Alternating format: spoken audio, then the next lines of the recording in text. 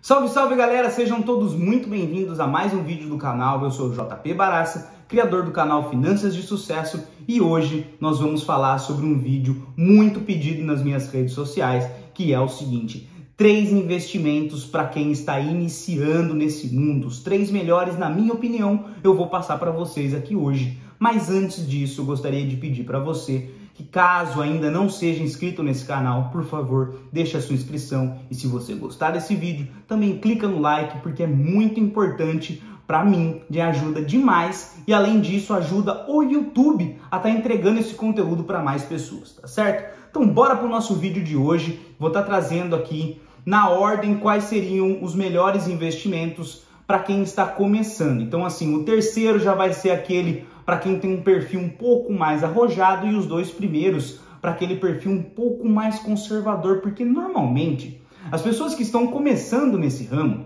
no mundo dos investimentos, elas querem ter uma sensação maior de segurança. Muitas vezes elas não estão preparadas para ver o dinheiro dela ali, flutuar através da volatilidade, que é muito mais comum de ser encontrada na renda variável.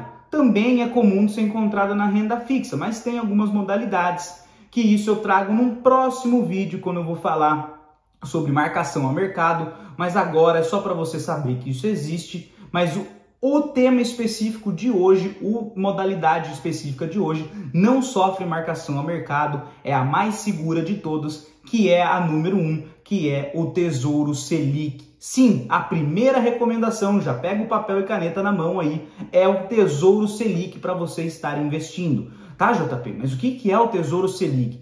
Bom, primeiro eu tenho que falar que ele é considerado uma renda fixa. E renda fixa não é porque não varia, tá? Isso já adiantei aqui agora há pouco, falando sobre a possibilidade de marcação ao mercado na renda fixa, que também tem essa volatilidade, mas isso é um assunto mais para frente. Mas vamos definir o que seria renda fixa. Renda fixa é você emprestar dinheiro para alguém. Isso é renda fixa. Tá, mas para quem que eu estou emprestando dinheiro quando eu invisto no Tesouro Selic? Você está emprestando dinheiro para o governo, por isso que ele é o investimento mais seguro do Brasil. Porque, como você muito bem sabe, o governo tem aquele botãozinho de imprimir dinheiro, que quando ele quiser, ele aumenta a quantidade de oferta monetária, ele aumenta juros, ele aumenta impostos, ele vai fazer um monte de coisa para arrecadar mais dinheiro caso ele não consiga pagar sua dívida. Inclusive, nesse cenário de alta de juros que nós estamos aqui agora, é uma excelente oportunidade para você estar ganhando uma remuneração na renda fixa pública. Então, bom, nós já definimos o que é essa renda fixa, definimos a renda fixa pública, que é emprestar dinheiro para o governo. Vamos falar um pouquinho mais do Tesouro Selic. Bom, o Tesouro Selic, como eu já adiantei, ele não sofre marcação ao mercado. Então ele vai crescer naquela reta tranquila e calma, sem surpresa nenhuma. É aquilo lá que está marcando a rentabilidade dele, é o que você vai receber. Então por isso que ele é o mais seguro de todos, e para você que está começando, provavelmente é onde você vai se sentir melhor de dar o primeiro passo. Ah, JP, mas eu ouvi falar muito da poupança, meus pais têm poupança, meus avós tinham dinheiro na poupança. Pois é, a poupança não é um investimento bom, de longe ela é um investimento bom, e ela nem de perto é o mais seguro. Por quê? Porque se o banco quebrar, tchau, tchau poupança, tchau tudo. E é muito mais fácil um banco quebrar ou um governo quebrar? O governo, ele não quebra. Se ele quebrar, é uma coisa, um caso a cada não sei quantos anos. E outra, se ele quebrar, vai ter um monte de aviso na mídia, vai ter um monte de coisa sendo falada para você ali correr e tirar o seu dinheiro. Vai ter que passar por aprovação, vai ter que passar por ministério, vai ter que passar por tribunal. É um baita de um processo até realmente o governo quebrar, e você vai ser alertado de diversas formas. E a chance disso acontecer é muito pequena, tá? Agora, os bancos, uma grande crise pode quebrar um banco.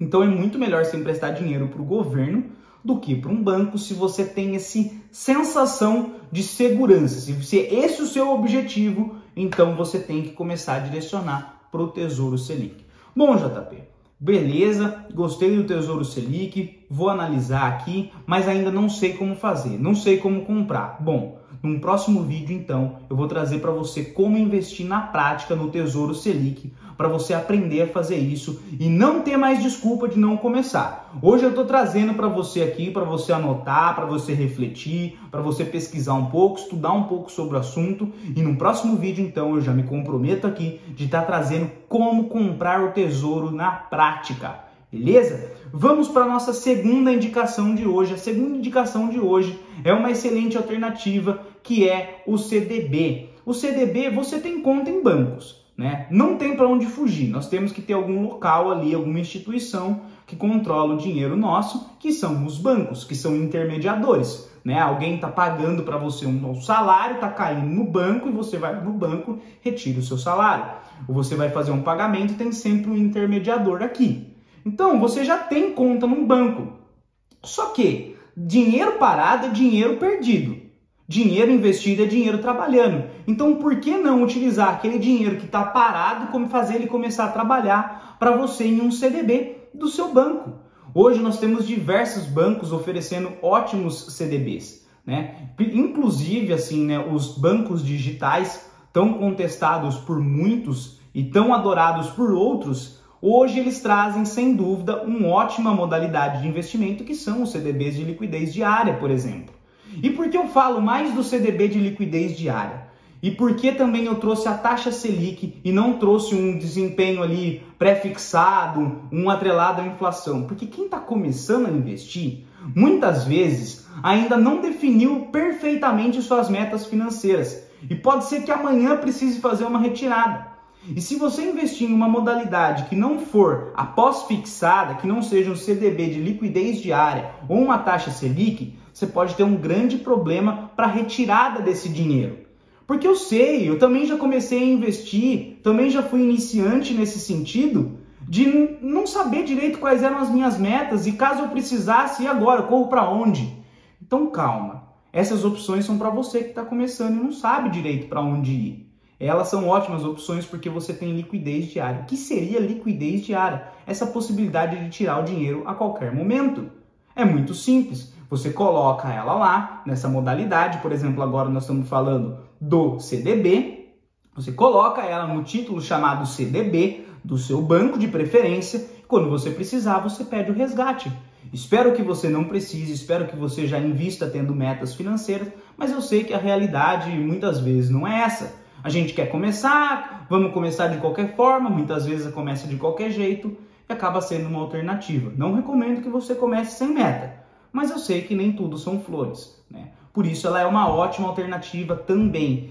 E o CDB, normalmente, ele vai estar atrelado também à taxa Selic, mas através de uma outra forma. Por que de uma outra forma? Como assim? Porque o CDB ele vai render algum percentual do CDI. Tá? Primeiro, o que é o CDB? É um certificado de depósito bancário. E o que é o CDI? É o certificado de depósito, interbancário. E o que significa isso? É a taxa em que os bancos estão cobrando de dinheiro para estar passando de um para o outro, de um banco para o outro. Eles emprestam dinheiro um para o outro. Essa é uma grande maneira que eles rentabilizam, tá?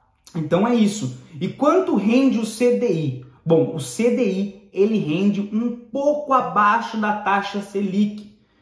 Hoje, a taxa Selic está em 13,25. O CDI é 13,15. Então, essa é a diferença do CDI para a taxa Selic. O CDB vai sempre render em relação ao CDI. Tá? Normalmente, aí nós temos Nubank e Banco Inter pagando 100% do CDI. Então, CDBs que pagam 100% do CDI. Então, agora você já sabe quanto rende um CDB que paga 100% do CDI, 13,15%. Né? Temos outras instituições financeiras que também são bons pagadores e que são cobertos por o FGC, que é o Fundo Garantidor de Crédito. Esse é um outro detalhe muito importante. Não saia investindo em qualquer CDB só porque você viu um rendimento lá que parece incrível, que provavelmente é cilada, tá? Você tem que prestar atenção nisso, você não pode sair fazendo qualquer tipo de investimento. Analisa a instituição financeira, às vezes não vale a pena você querer ter um salto um pouco maior em uma instituição que não é reconhecida que não tem essa proteção pelo fundo garantidor de crédito e amanhã se dá um problema, ó, ferrou, tá? Aí complica tudo. Então calma antes de sair, vai para os bancos mais tradicionais, não inventa muito, vai no feijão com arroz porque você está começando, começa devagar. Bom, a terceira opção, na minha opinião, é para aquelas pessoas que já conseguem suportar, ter essa variação do mercado, aguentar essa volatilidade, mas também não quer se arriscar demais. Essa é a melhor opção, sabe por quê? Porque ela é a opção que vai estar acompanhando a média do mercado. Tá, JP? Então como chama essa opção? Essa opção é o ETF. E o que são os ETFs? Bom, os ETFs são fundos que replicam índices. Mas que índice, JP? Do que você está falando? Bom, o mercado de ações brasileiro, ele é medido, o desempenho dele é medido por um índice. O mercado de ações americanas é medido por outro índice. O mercado de fundos imobiliários é medido por outro índice. O mercado de criptomoedas é medido por outro índice. Então, temos diversos índices que estão ali medindo o desempenho dos mercados financeiros. Esses fundos que investem nesses índices são os chamados ETFs. E quando você investe em um ETF, por exemplo, um ETF que está investindo no mercado de ações brasileiro, que é o ETF chamado BOVA11. O que esse ETF faz? Ele vai lá e ele compra as 92 ações que estão compondo o mercado de ações brasileiro. Então ele compra todo aquele bolo, ele compra a média toda. E ele vai estar respondendo conforme o desempenho do mercado de ações. O mercado de ações subiu, ele vai subir. O mercado de ações caiu, ele vai cair. Mas você não vai ter que ficar fazendo tomadas de decisões isoladas, escolhendo a ação X, Y, a Z, a P, a O, lendo um monte de relatório, um monte de análise fundamentalista, calculando isso, vendo. Você não vai precisar fazer nada disso. Porque lá já tem um gestor naquele fundo que vai estar comprando todas aquelas ações e quando você compra uma cota desse fundo, você já compra o percentual equivalente a todas essas ações. Então, com uma cota do fundo, você vai ter uma diversificação para 92 ativos. Com uma cota do fundo americano, você vai ter uma diversificação para 500 ativos. Ativos são ações, tá? Então, perceba que você consegue ter uma diversificação tão grande na sua carteira que isso é excelente para quem está começando. Ele vai fazer com que a sua carteira não despenque. Porque eu sei, muitas vezes você vai ouvir aí a ação da moda, né? Ah, agora está na moda a ação X, vamos todo mundo comprar a ação X. Amanhã essa ação despenca, você já entra em pânico, você já quer vender tudo e vai falar: o mercado de ações não é para mim, não consigo acertar a mão. Nesse fundo de índice, você não vai ter que se preocupar com isso. O que vai acontecer, você não vai ter que ficar escolhendo a ação XY, você compra um bolo. Dentro desse bolo tem diversos ingredientes. Quando você compra uma fatia daquele bolo que está lá na padaria para ser vendida, você comprou a fatia e tem todos os ingredientes dentro daquela fatia. Não ficou faltando naquela fatia ali o fermento, o chocolate, não, tá tudo ali. O ETF é a mesma coisa. Quando você compra uma cota do ETF, você compra todas as ações que estão ali dentro. Então essa é a melhor maneira de você diversificar a sua carteira e, além de tudo, trazer um equilíbrio para ela no mercado, para ela estar acompanhando o desempenho do mercado como um todo. Então, outro ETF para vocês analisarem aí, para quem é entusiasta do mundo cripto, tá? Não é uma recomendação de compra, eu não posso dar nenhuma recomendação de compra. Aqui é tudo o que eu estou passando de ensinamento para você analisar, escutar, estudar e ver o que serve para você, tá certo? Outro ETF seria o Hash11. O Hash11 ele vai investir nas criptomoedas. Então tem o mercado das criptomoedas e ali já investe diversas criptomoedas. Não vai ser só Bitcoin, só Ethereum, vai ser uma cesta de criptomoedas. Ah, eu gosto de ouro, JP. Tem para ouro também? Tem para ouro também, é o Gold 11. Então você, já falei 4 ETFs aqui. Você pode diversificar com o mercado de ações brasileiras, que é o BOVA11, o de mercado de ações americanas, que é o IVVB11, o de cripto, que é o Hash11, e também o de ouro, que é o Gold11. Então, olha quantas opções, tá certo? Então, espero que você tenha gostado. Se você tem alguma dúvida, ficou alguma dúvida disso que eu falei, ou você tem alguma sugestão, quer que eu traga cada uma desses ativos aqui sendo comprado na prática, cada uma dessas modalidades sendo comprada na prática? Escreve aí nos comentários, deixa nos comentários. Quero ver você comprando na prática, JP. Me ajuda, por favor, que eu vou te ajudar, beleza? Espero que você tenha gostado. Fica bem, até a próxima.